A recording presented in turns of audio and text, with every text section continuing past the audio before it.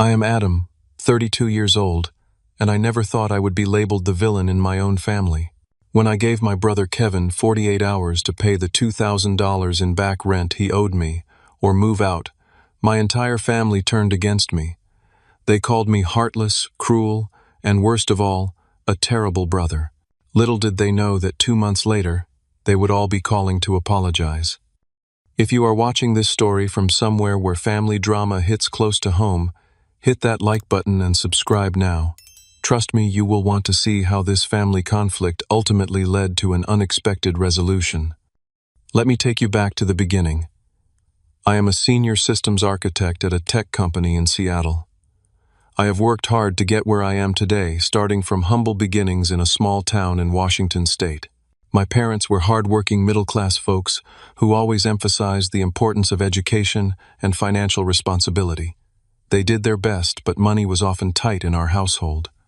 I took their lessons to heart. Throughout high school, I worked part-time jobs, saving every penny I could for college. When I got accepted to the state university, I was ecstatic, but also aware of the financial burden ahead. I worked 20 hours a week while maintaining a full course load, surviving on ramen noodles and coffee. After graduation, I spent 5 years aggressively paying off my student loans while living in a tiny studio apartment with 3 roommates. By 29, I had finally saved enough for a down payment on a modest 3-bedroom house in a nice suburban neighborhood. Nothing fancy, but it was mine, and I was proud of it. The mortgage payments were substantial but manageable with my salary, and I had even started building a decent emergency fund. Financial security was something I valued highly after watching my parents struggle. My younger brother Kevin, on the other hand, took a different path. 7 years younger than me at 25, Kevin had always been the charming one in the family. Handsome, athletic, and naturally charismatic things seemed to come easily to him, perhaps too easily. While I was grinding through college classes and work shifts, Kevin was the high school football star who everyone adored. Our parents, especially our mother, always had a soft spot for Kevin. When he decided college was not for him after just 1 semester, they supported his decision. When he wanted to try his hand at being a musician, they helped him buy equipment. When that did not work out and he wanted to become a bartender, they helped him get certified. His dream jobs changed monthly, but our parents never stopped believing in his potential. Kevin had a pattern that became familiar over the years. Initial enthusiasm for a new venture, followed by complaints about unfair bosses or working conditions, followed by quitting. All the while he maintained an active social life, and somehow always had the latest phone or fashionable clothes, despite his inconsistent income. I loved my brother, but I also recognized these concerning patterns. Whenever I tried to have conversations with him about financial planning or career stability, he would brush me off, saying I was too uptight and needed to live a little. Our relationship was generally good, but punctuated by these moments of frustration on my part. Then came the day about 8 months ago when Kevin called me in tears. He had been evicted from his apartment because he had fallen behind on rent. His roommates were done covering for him, and he had nowhere to go. He swore he had learned his lesson and just needed a temporary place to stay until he could get back on his feet. He had a promising job opportunity lined up at a local bar and grill, and things would be different this time. My instinct was caution, but family is family. After thinking it over, I offered him my spare bedroom. Under specific conditions, he would pay $500 monthly in rent, which was well below market rate for our area, help with household chores, and limit his stay to 6 months. While he rebuilt his finances, he agreed enthusiastically, thanking me profusely and promising not to let me down. The first month was great. Kevin moved in with his few possessions, kept his space clean, and even took initiative around the house, mowing the lawn and fixing a leaky faucet. He started his new job as a server and came home excited about the potential tips he could make. On the first of the month, he handed me 5 crisp $100 bills for his rent, even adding a nice bottle of whiskey as a thank you gift. I started to think maybe my brother had turned a corner. Maybe the eviction had been the wake-up call he needed. We spent evenings watching sports together, grilling on weekends, and even started a tradition of Sunday morning breakfasts, where we would catch up on our weeks. For once it felt like we were connecting as adults and equals. But around the 3-month mark, things began to change. It started with small things: dishes left in the sink overnight, lights left on in empty rooms, the lawn going unmowed despite gentle reminders. Nothing major, but noticeable shifts from his initial helpfulness. Then came the first hint of financial trouble. The rent due date arrived, and instead of the cash in hand as before, Kevin had a story about his paycheck being delayed due to a new payment system at work. He promised to have it in a few days. A week passed, then another. Finally, after numerous reminders, he gave me $300, promising the rest would come with his next check. I wanted to believe him. I really did. As the fourth month of our living arrangement began, the pattern became impossible to ignore. Kevin was consistently late with his rent payments, and each time the excuses grew more elaborate. One month it was a problem with the direct deposit system. The next it was an unexpected car repair. Then came a story about having to loan money to a coworker in dire straits. I tried to be understanding. Life happens and unexpected expenses are a reality for everyone. But what bothered me was the disconnect between his claimed financial hardships and his lifestyle. Despite supposedly struggling to make rent, Kevin never seemed to cut back on other expenditures. He would come home with bags from expensive clothing stores, sporting new sneakers that I knew cost hundreds of dollars. Almost every night he would go out with friends, returning in the early morning hours, smelling of alcohol and cigarettes.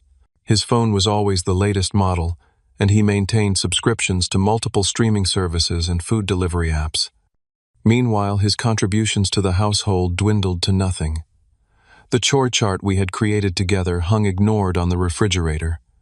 The trash would overflow before he would notice it needed taking out. Dirty dishes piled up in the sink until I cleaned them myself, tired of the fruit flies they attracted. He would leave lights on, take 30-minute showers, and crank the air conditioning, driving up the utility bills that I alone was paying. At first I tried the gentle approach.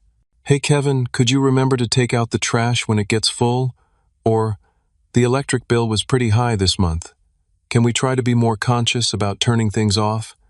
He would apologize, promise to do better, and nothing would change. By month 5, my frustration was mounting. One evening, after coming home from a particularly stressful day at work to find the kitchen a mess and Kevin nowhere to be found, I decided it was time for a more serious conversation. When he finally returned around midnight, I sat him down at the kitchen table. "Kevin, we need to talk about the rent situation," I began. "You are now behind by $1,500 and the household chores are not getting done either. This was not our agreement." He immediately looked contrite. "I know, man, and I feel terrible about it. Things have been rough at work. The manager has been cutting my shifts and the tips have not been great. I promise I will catch up next month, when things turn around." I wanted to believe him, but something felt off. "Is everything okay at work? You seemed excited about the job at first." Kevin shifted uncomfortably. "It is fine, just some internal politics. The new manager does not like me much, but I am looking at some other opportunities too.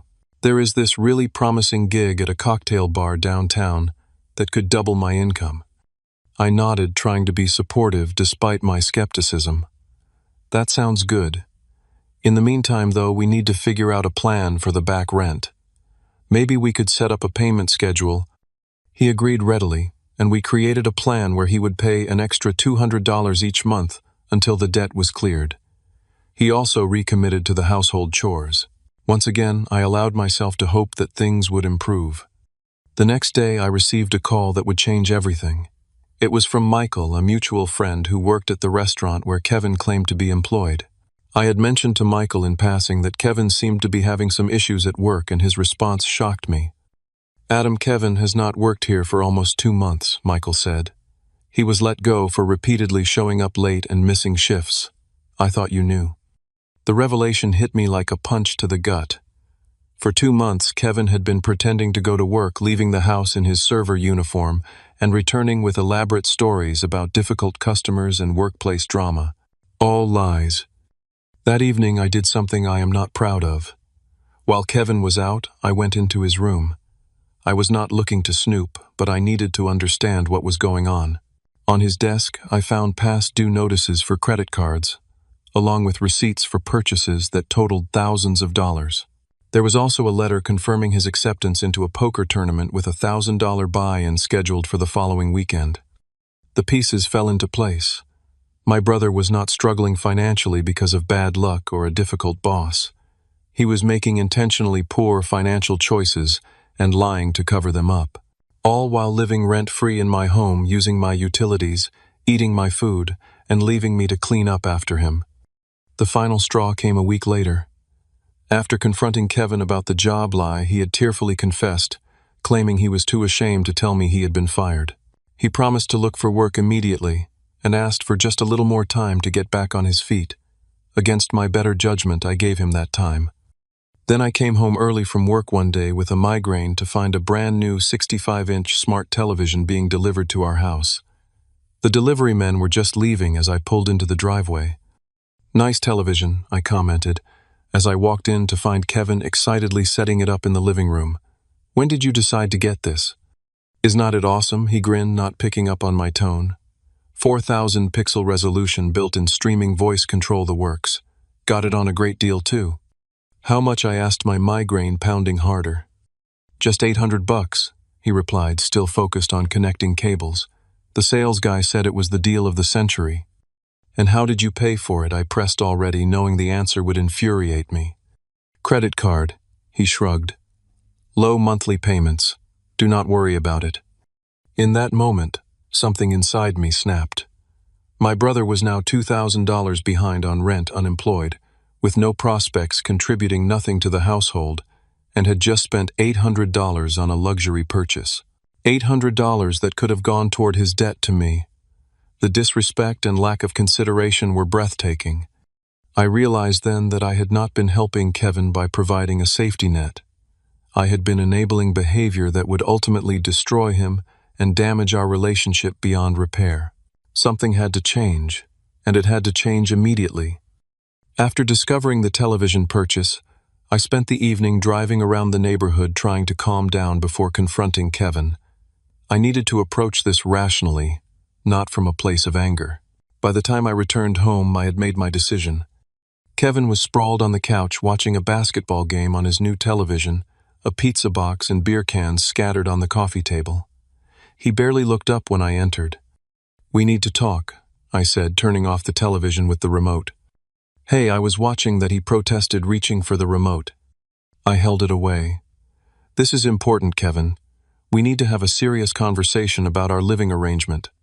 Something in my tone must have registered because he sat up straighter, his expression wary. "What about it?" I sat across from him, maintaining eye contact. "I know you have been lying to me. You have not had a job for 2 months. You are $2,000 behind on rent. You have not done any chores in weeks. And now I come home to find you have spent $800 on a television when you supposedly cannot afford to pay me what you owe." Kevin's face went through a rapid series of expressions: surprise, guilt, defensiveness, and finally a kind of calculated contrition. "Look, I know how this looks, but the television was a once-in-a-lifetime deal. I was going to tell you about the job, but I did not want to disappoint you. I have been sending out applications every day, I swear." "Show me," I challenged. "Show me the applications you have sent." He fumbled for his phone, scrolling frantically. I have been doing it on my laptop mainly, which is being repaired right now." "Kevin, stop lying," I said firmly. "It is insulting to both of us. Here is the situation: you have taken advantage of my generosity. You have broken our agreement multiple times. You have lied repeatedly. And you have shown zero respect for me or my home." His expression hardened. "So what are you saying? You are kicking out your own brother. Where am I supposed to go?" "I am giving you an ultimatum," I replied steadily. "You have 48 hours to pay me the $2,000 you owe in back rent, or you need to move out. Those are your options." Kevin stared at me in disbelief. $2,000 in 2 days? That is impossible. You know I do not have that kind of money. You had money for a new television, I pointed out. You have money for bars and new clothes and whatever else you have been spending on. Your financial priorities are your choice, but living here is not free. This is about the television," he exploded, standing up. "Fine, take the damn television. Is that what you want? This is not about the television, I clarified. This is about patterns of behavior and respect. The television is just the latest example of your choices. So you are really giving me an ultimatum, your own brother. His voice rose in volume. What happened to family looking out for each other? Family does look out for each other, I agreed. But that includes accountability and respect, both of which have been missing from your end. I have been looking out for you by giving you reduced rent, a place to stay, food, and utilities. What have you done to look out for me? He had no answer for that. Instead, he grabbed his phone. Fine. You want to play hardball? Let us see what Mom and Dad think about this. Before I could respond, he was calling our parents, walking into his bedroom and slamming the door. Through the wall, I could hear his voice, high and emotional, though not the specific words. I sat on the couch, a strange calm settling over me. I knew what was coming, but I also knew I was making the right decision. Sure enough, within 15 minutes my phone was ringing. It was our mother, her voice tight with worry and accusation. Adam, what is this I hear about you throwing Kevin out on the street? She demanded without preamble. I explained the situation, calmly laying out the facts about the missed rent, the lies about employment, and the pattern of irresponsibility. I emphasized that I was not throwing him out, but giving him a choice. Pay what was owed or find alternative arrangements. He is your brother, she countered, emotion making her voice waver. How can you be so cold? He is going through a rough patch. Mom, this is not a rough patch. This is who he has become because we keep rescuing him from consequences, I tried to explain. I cannot believe how heartless you are being, she replied. After everything this family has done for you. The conversation deteriorated from there. My father got on the line, his disappointment in me evident. My sister Megan called next, berating me for my cruel treatment of Kevin. Even my Aunt Linda reached out, suggesting I had changed, and not for the better. The narrative Kevin had spun was powerful. His successful older brother, living comfortably, was throwing him out over a small financial disagreement during a difficult time in his life. The context, the lies, the patterns of behavior were all conveniently omitted. By midnight, I felt completely isolated from my family. Text messages poured in, each more hurtful than the last. My cousin wrote, "Money over family, never thought you would be that guy." My uncle suggested I had forgotten where I came from. My sister sent a particularly painful message, "I do not even recognize who you have become." I went to bed that night questioning myself. Was I being too harsh? Was I letting money come between family bonds? But then I remembered the months of lies, the disrespect, the taking without giving. This was not about money. It was about responsibility and consequences, lessons Kevin desperately needed to learn. The next morning, Kevin was coldly polite, informing me he would be moving out the following day. He made no mention of paying the back rent. Instead, he played the martyr, sighing heavily as he packed boxes and making phone calls within earshot about his impossible situation. By evening, several family members had offered him temporary accommodations, each message to him sent with a pointed absence of communication to me. The family had chosen sides, and I was clearly the villain in their story. Despite the doubt and hurt, I stood firm. Sometimes the right decision feels terrible in the moment, but I could not continue enabling behavior that would ultimately harm my brother more than help him, even if it meant being labeled heartless by those I loved most. The day Kevin moved out was tense and uncomfortable. He had accepted our parents' offer to stay with them temporarily while he got back on his feet. Several family members came to help him pack, each giving me cold looks or avoiding eye contact altogether. My mother barely spoke to me, her disappointment evident in every clipped word and rigid movement. My father helped load Kevin's belongings into his truck without meeting my eyes once. The new television interestingly went with Kevin. Apparently it was his property, despite the rent he owed. I chose not to fight that battle.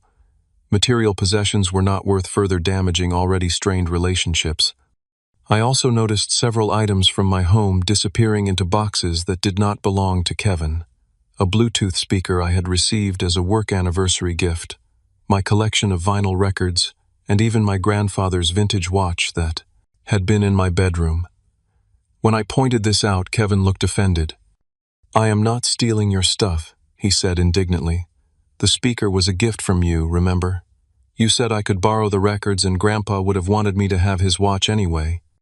None of these claims were true, but arguing in front of the family would only make me appear more petty and materialistic in their eyes. I let the items go, chalking it up to the cost of this painful lesson. By evening, Kevin was gone, along with the strange tension that had filled the house. I should have felt relief, but instead a profound loneliness settled over me. The house, once again mine alone, felt too quiet, too empty. Despite the frustrations of the past months, I missed my brother's presence, or at least the relationship I had hoped we were building during those first positive weeks. The family exile began in earnest after Kevin's departure. Sunday dinners at our parents' house, a tradition I had rarely missed, continued without me. When I called to ask about attending, my mother made excuses about limited space or having small, intimate gatherings this time. The family group chat fell silent whenever I commented, conversations continuing as if I had not spoken. Thanksgiving was particularly painful. For years, our extended family had gathered at my Aunt Linda's house for a massive celebration. This year, my invitation never came. When I called my sister to ask about it, she was uncomfortably vague. "It is just going to be a smaller thing this year," Megan said, not quite lying, but not telling the full truth either. Instagram photos later revealed the usual large gathering had indeed taken place, just without me. Christmas brought a perfunctory card from my parents with a gift card enclosed, but no invitation to the family celebration. I spent the day with friends, putting on a brave face while checking my phone periodically for messages that never came. The isolation extended beyond family gatherings.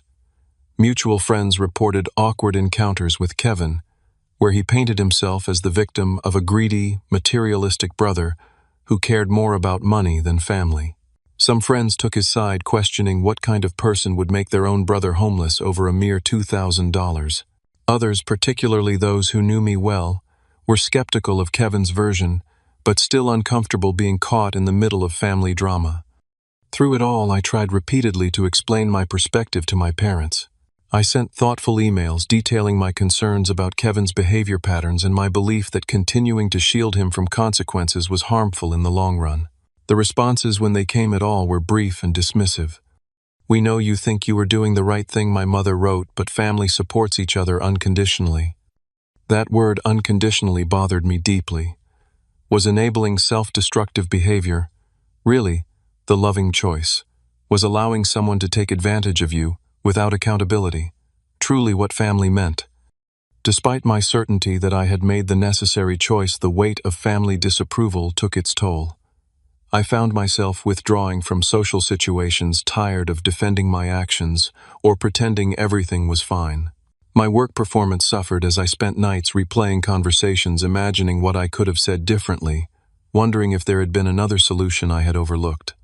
My friends became my lifeline during this period. Jordan, my best friend since college, was particularly supportive. Having witnessed Kevin's behavior patterns over the years, he understood my decision in a way my family could not or would not. "You did not kick him out," Jordan reminded me over beers one night. "You asked him to honor his commitment. There is a difference." Lisa, another close friend, offered similar perspective. "Sometimes the hardest boundaries to set are with the people we love most," she said, "but that does not make them any less necessary." These conversations helped, but they could not completely erase the pain of family estrangement. I found myself driving past my parents' house, sometimes slowing down to see the lights on cars in the driveway, life continuing without me. I wondered what they were discussing, if Kevin was thriving under their care, if anyone ever defended my perspective in my absence. Through social media and mutual connections, I learned that Kevin had settled into life at our parents' house. He had apparently found a new job at a local electronics store, though details were scarce. Our mother had proudly shared the news online, noting how he was turning things around after a difficult period. No mention of what that difficult period had entailed or my role in his supposed redemption. I made one last attempt at reconciliation in February, about 6 weeks after Kevin had moved out. I sent a carefully worded email to my parents, acknowledging their disappointment in me, but reaffirming that my actions had come from a place of concern, not cruelty. I suggested meeting for coffee, neutral ground, where we might begin rebuilding bridges. My father replied with a single line, "We are not ready for that yet." Kevin is still very hurt by your actions. It seemed my brother's feelings were the priority, his version of events the accepted truth. My perspective remained unwelcome and unheard. I resigned myself to a prolonged estrangement, hoping that time might eventually soften hearts and open minds. I focused on my work, threw myself into home improvement projects, and tried to rebuild the life that family drama had disrupted. Then exactly 7 weeks after Kevin had moved out, everything changed with a single phone call. It was a Tuesday evening when my phone rang, displaying my sister Megan's number. I almost did not answer. Our last few interactions had been strained, at best hostile at worst. But curiosity won out, and I accepted the call. Adam. Her voice sounded different, subdued, and uncertain. Do you have a minute to talk? Of course, I replied, bracing myself for another lecture about family loyalty. I owe you an apology, she said, the words tumbling out quickly as if she might lose her nerve if she slowed down. We all do. I am so sorry for how I treated you, for the things I said. You were right about Kevin, and I should have listened. For a moment I could not speak. Of all the scenarios I had imagined for this call, an apology had not been among them. What happened? I finally managed to ask. Megan sighed heavily. Everything you warned us about. She proceeded to tell me what had transpired over the past several weeks. Initially, Kevin had been the perfect houseguest at our parents' home. Helpful, appreciative, full of stories about job interviews and promising opportunities, much like the first month he had spent with me. But gradually, predictably, the pattern reasserted itself. The promised job at the electronics store never materialized. There were always excuses. The manager had changed, the position had been filled, the hours did not work with his other projects. Meanwhile, Kevin slept until noon, left dishes in the sink, monopolized the television, and treated our parents' home like a hotel. He keeps saying he is just about to catch a break, Megan explained. Mom and Dad wanted to believe him, just like they always have. But then last weekend I stayed over after Dad's birthday dinner, and I saw it all firsthand. She had witnessed Kevin returning home at 3 a.m, clearly intoxicated, with a group of rowdy friends who raided our parents' refrigerator and liquor cabinet before finally leaving at dawn.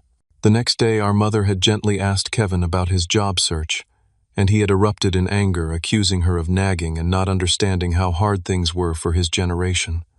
It was like watching a toddler tantrum in a grown man's body, Megan said. That is when I started to really see what you had been dealing with. But the real revelation came when our parents started noticing financial strains. Their credit card bill was higher than usual, with charges they did not recognize. Small amounts of cash began disappearing from our mother's purse. Our father's golf clubs, which he rarely used but cherished, nonetheless vanished from the garage, with Kevin claiming ignorance about their whereabouts. The situation escalated when our mother found empty liquor bottles hidden in Kevin's room while changing his bedsheets, along with a small bag of pills she did not recognize. When confronted, Kevin became defensive and manipulative, first denying everything, then minimizing it as just to help me sleep, then deflecting blame. This would not happen if you had not let Adam kick me out. Mom called me crying, Megan continued. She finally asked me if I thought you might have been right all along. And I had to admit that you were. We all enabled Kevin for years, making excuses for him, bailing him out, never holding him accountable, and now he is worse than ever.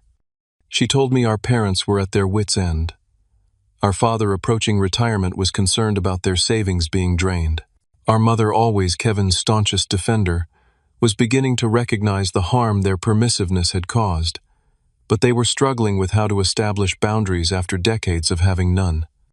They are afraid to talk to you, Megan admitted. They feel ashamed for how they treated you, and they do not know how to make it right. But they need your help, Adam. We all do. You were the only one brave enough to stand up to Kevin, and we shot you down for it. I felt a complex mix of emotions. Vindication, certainly, but also sadness for my family's pain, and concern for my brother's increasingly destructive path. There was no satisfaction in being proven right under these circumstances. What can I do? I asked. Would you be willing to come over on Saturday? She asked tentatively. Just you, me, Mom, and Dad. Kevin is going to a concert in the city and will be gone all day. We need to talk as a family about how to handle this. I agreed without hesitation. Despite everything, these were the people I loved most in the world. If there was any chance to heal these wounds and help Kevin in the process, I had to take it. The days until Saturday crawled by filled with anxiety and anticipation. What would I say to my parents after months of strained relations? How could we address Kevin's issues without falling back into old patterns? I researched addiction resources and enabling behavior, preparing myself to be as helpful as possible. When Saturday finally arrived, I drove to my parents' house with a knot in my stomach. The familiar driveway where I had played basketball as a kid, the porch swing where I had told my parents about college acceptances and job offers, all triggered memories of happier, simpler times. I sat in my car for several minutes, gathering courage before walking to the door. My mother answered, her face a mask of complex emotions. Without a word, she pulled me into a tight hug, her small frame shaking with silent sobs. My father stood in the hallway behind her, his eyes red, rimmed and tired, looking older than I remembered.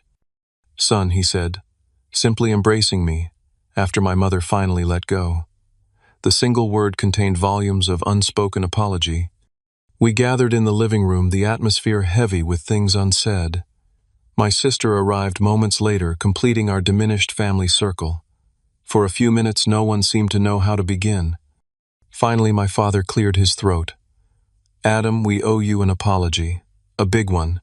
You were right about Kevin, and we were wrong to turn against you." My mother nodded, dabbing at her eyes. We did not want to see it.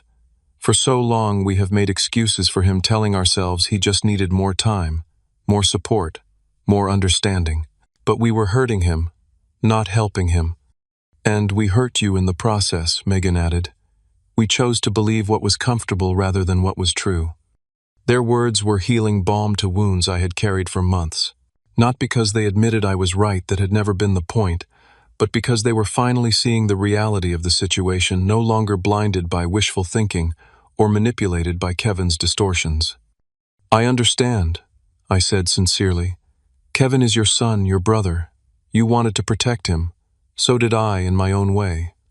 But protection is not always what someone needs," my father said thoughtfully. "Sometimes what looks like protection is actually prevention from growth." We spent the next several hours in honest conversation about Kevin, his history of manipulation, the patterns we had all observed but rationalized away, the signs of substance abuse that had become increasingly difficult to ignore. My mother revealed that Kevin had maxed out her credit card without permission. My father admitted that the missing golf clubs had likely been pawned along with several other items that had mysteriously disappeared. "We need to stop this cycle," my mother said firmly, a new resolve in her voice. "For Kevin's sake as much as our own, but we do not know how." That was when I shared the research I had done on enabling behaviors and addiction. We discussed the concept of tough love, the importance of natural consequences, and the difference between supporting someone and enabling their self-destruction. I suggested we consult a family therapist who specialized in addiction issues, someone who could provide professional guidance for our specific situation. "The hardest part," I admitted, "will be staying united. Kevin has always been skilled at playing us against each other, making one person the bad guy while currying favor with others.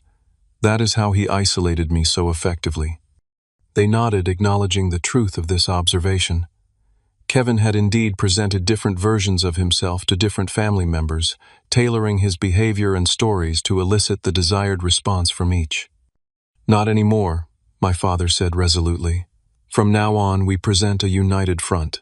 No more secrets, no more separate deals or arrangements. We communicate with each other about what Kevin says and does." We agreed to meet with a therapist as soon as possible, even scheduling an appointment for the following Tuesday with a counselor my sister had researched.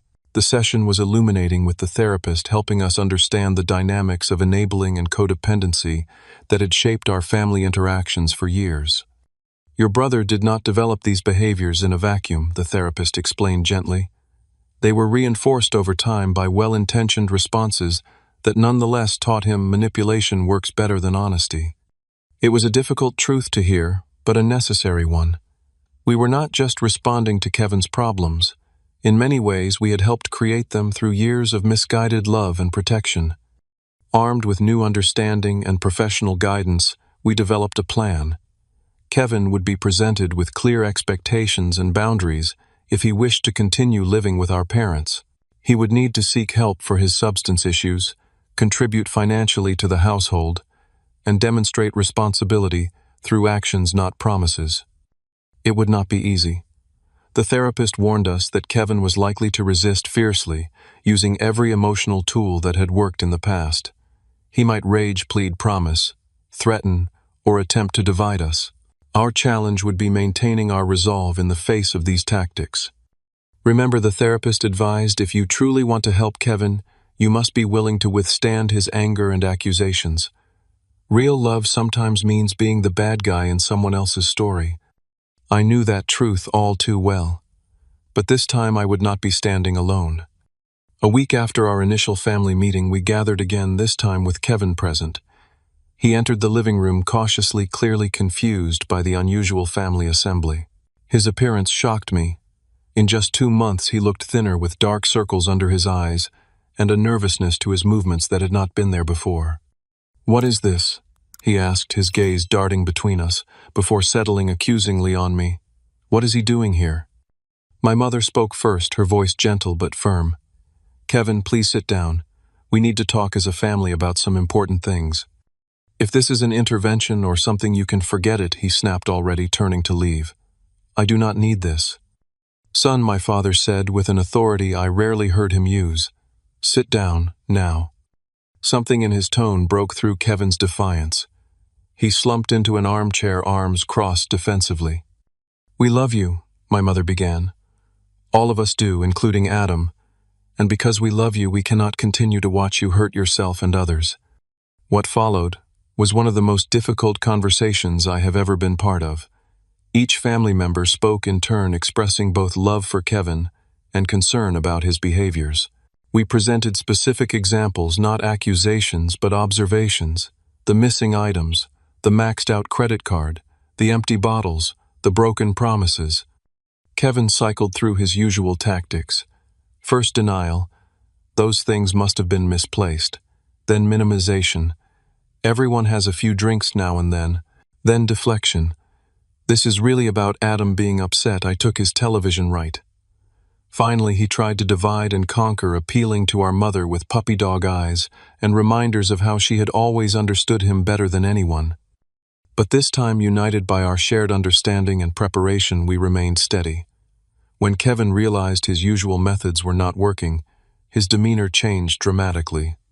"Fine. You all think I am some kind of monster," he shouted, jumping to his feet. "I will just leave then. See how you all feel when I am gone for good." "Kevin," I said, quietly, speaking directly to him for the first time, "no one thinks you are a monster.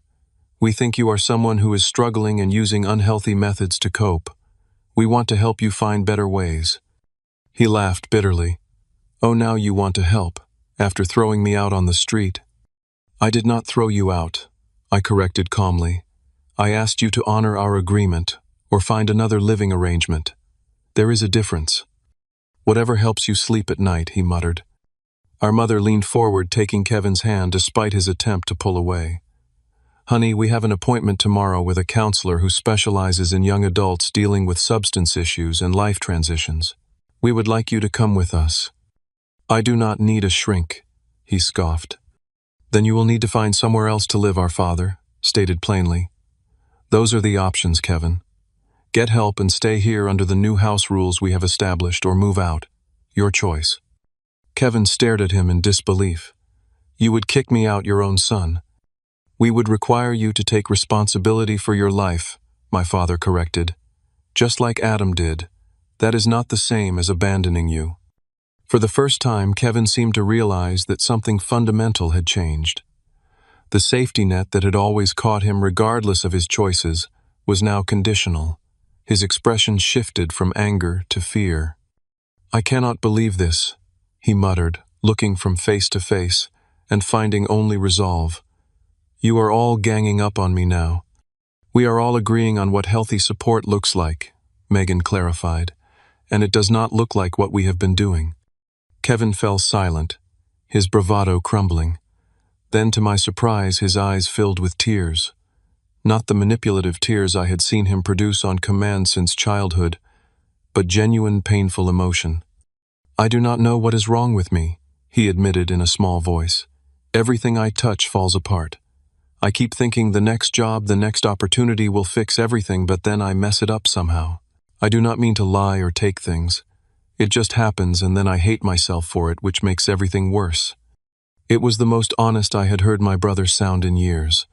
The admission created an opening, a crack in the defensive wall he had built. Carefully, gently, we stepped through it together. Over the next several hours, Kevin revealed more than he likely intended. How he had started using pills to manage anxiety about finding his place in the world.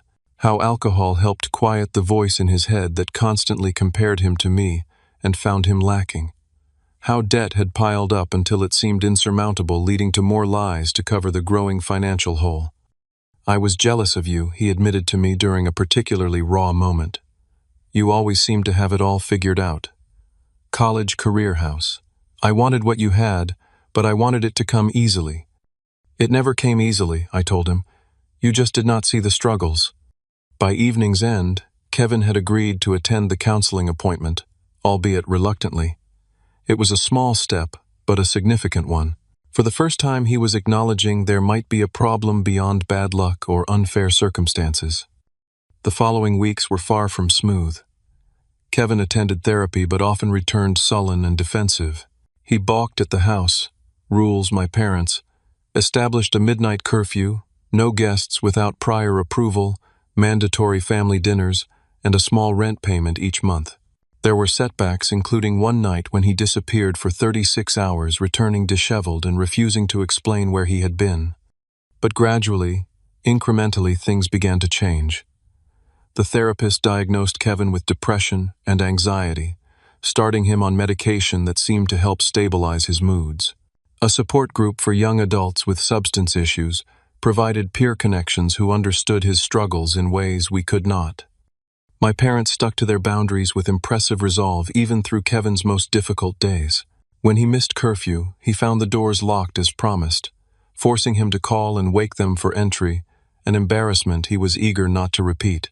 When he failed to pay his token rent on time, my father removed the television from Kevin's room until payment was made. These natural consequences, while uncomfortable, began teaching Kevin what we had failed to impart for years. Actions have outcomes both positive and negative. My own relationship with Kevin remained complicated. Trust once broken rebuilds slowly. But we were talking again, sometimes awkwardly, sometimes with surprising openness. I invited him to dinner at my house, occasionally neutral territory, where we could interact without the weight of our shared history pressing quite so heavily. During one such dinner about 6 weeks after the intervention, Kevin handed me an envelope. Inside was $400 in cash. "It is a start," he said, not meeting my eyes. "Toward what I owe you. I know it is nowhere near the total, but I am working on it." He had taken a job at a warehouse, not glamorous, but steady work with benefits. The fact that he had saved this money rather than spending it on immediate gratification spoke volumes about his progress. "Thank you," I said, simply recognizing the gesture for what it was. Not just financial restitution, but a symbolic acknowledgement of the harm done and a step toward making amends. Our family began healing too. Sunday dinners resumed now, with Kevin participating in cooking and cleanup rather than being served as the perpetual child. My parents apologized formally for their treatment of me, acknowledging the pain their rejection had caused. "We got it wrong," my father said during one such dinner. "We confused loving Kevin with protecting him from consequences.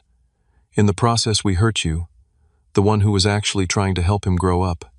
My mother added tearfully, "Can you forgive us for not listening, for choosing the comfortable lie over the difficult truth?" I could and did. The months of estrangement had been painful, but I understood the powerful emotions that had driven their choices. Parents naturally protect their children. The instinct runs deep. Recognizing when protection becomes harmful is a difficult lesson, one they had now learned through painful experience. By the 3-month mark after Kevin moved out of my house, our family dynamics had shifted dramatically. Kevin was not cured. His issues had developed over years and would not resolve overnight. But he was taking responsibility in ways that would have been unimaginable before. He was meeting with a financial counselor to address his debt. He was consistently taking his medication and attending therapy. He was working full-time and contributing to the household. Most importantly, he was honest about his struggles, rather than hiding them behind charm and deception. When he felt the urge to drink or take pills, he called his sponsor. When money was tight, he discussed it openly, rather than resorting to theft or manipulation. The path was not linear. There were still bad days among the good, but the trajectory was unmistakably upward. As for me, I had learned valuable lessons too, about standing firm in difficult truths even when it costs you in the short term, about the complexity of family love which must sometimes be tough to be truly kind, about forgiveness not just for others but for myself, for the doubts and anger I had harbored during the darkest days. One evening, as Kevin and I shot baskets in our parents' driveway like we had as kids, he paused, ball in hand, and looked at me seriously. "You know I hated you when you gave me that ultimatum," he admitted. "I thought you were just being a jerk lording your success over me." "I know you did," I replied. "But it was the best thing anyone has ever done for me," he continued, bouncing the ball absently. "If you had not drawn that line, I would still be spiraling, still blaming everyone else for my problems. So, thank you, I guess." The words were awkward, imperfect, but sincere. I clapped him on the shoulder too, moved to speak immediately. Then I stole the ball and made a layup, breaking the emotional tension with brotherly competition. Some lessons are best acknowledged simply then integrated into the new reality we were all building together. 2 months to the day after I had given Kevin the ultimatum that fractured our family, we gathered for another kind of intervention.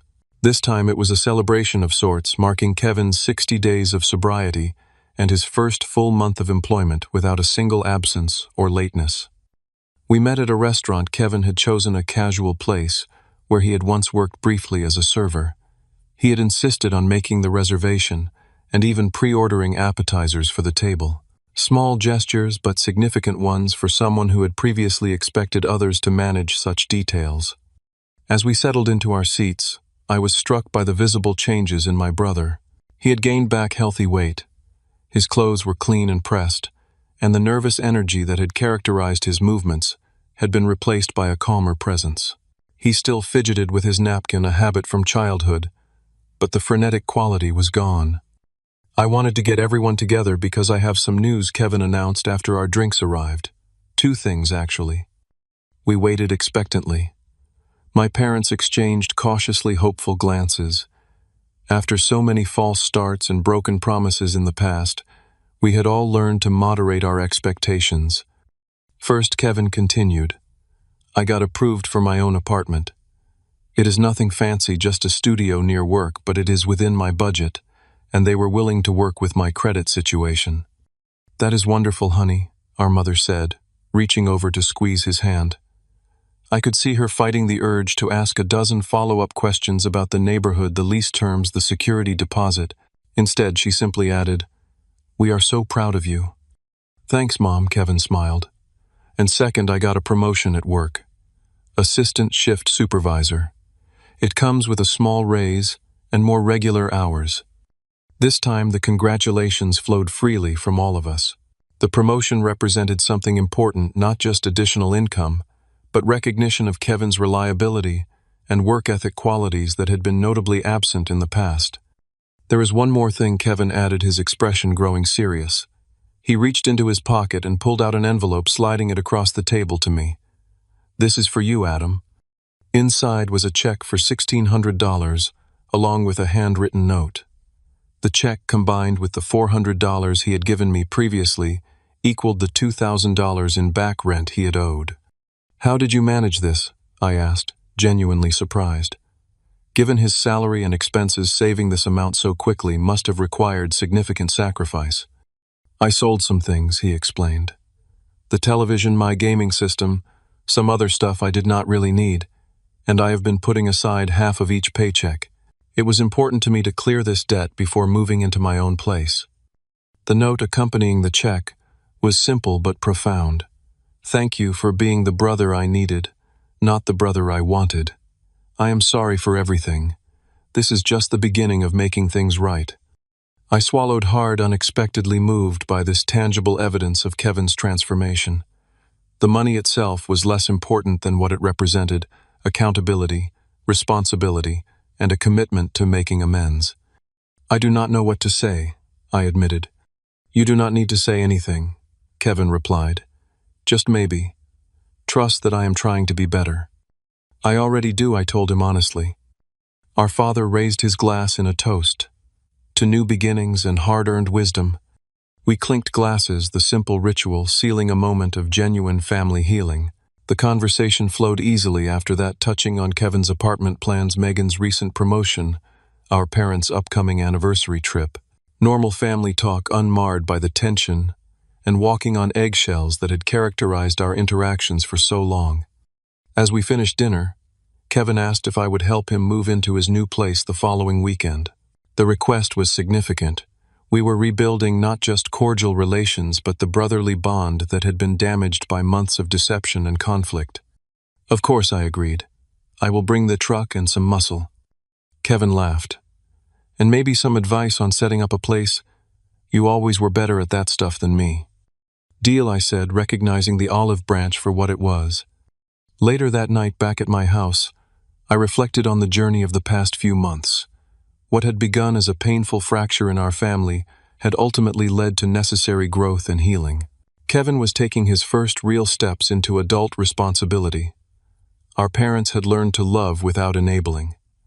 My sister and I had strengthened our bond through shared understanding.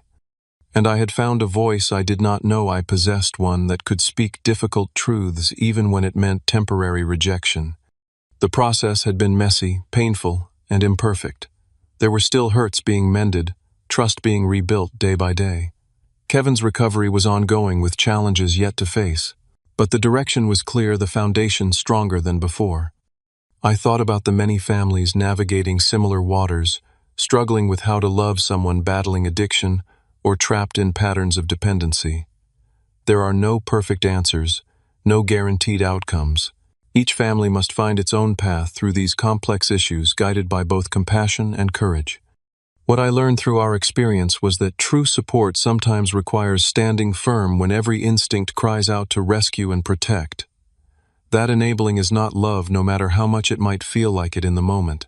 That family bonds can withstand difficult truths if there is a foundation of genuine care beneath them. Most importantly, I learned that it is possible to hold someone accountable while still loving them completely, that these are not contradictory but complementary aspects of meaningful relationship. Kevin continues his journey one day at a time. There have been stumbles along the way, a missed therapy appointment, a close call with old drinking buddies. But the difference is that now he faces these challenges openly, with a support system that encourages accountability rather than escape from consequences. As for our family, we continue learning and growing together.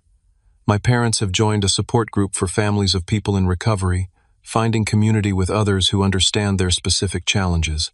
My sister has become an advocate for mental health awareness in her workplace. And I have found new confidence in standing by my principles even when doing so is deeply uncomfortable. Sometimes the most loving thing we can do for someone is to stop protecting them from the natural outcomes of their choices. Sometimes being called heartless by those we love is the price of truly helping them grow. And sometimes, if we are fortunate, they eventually recognize that what looked like cruelty was actually the deepest form of care. Have you ever had to make a difficult decision that others misunderstood, or set a boundary that initially caused conflict, but ultimately led to positive change? Share your experience in the comments below. Your story might help someone else facing a similar situation right now.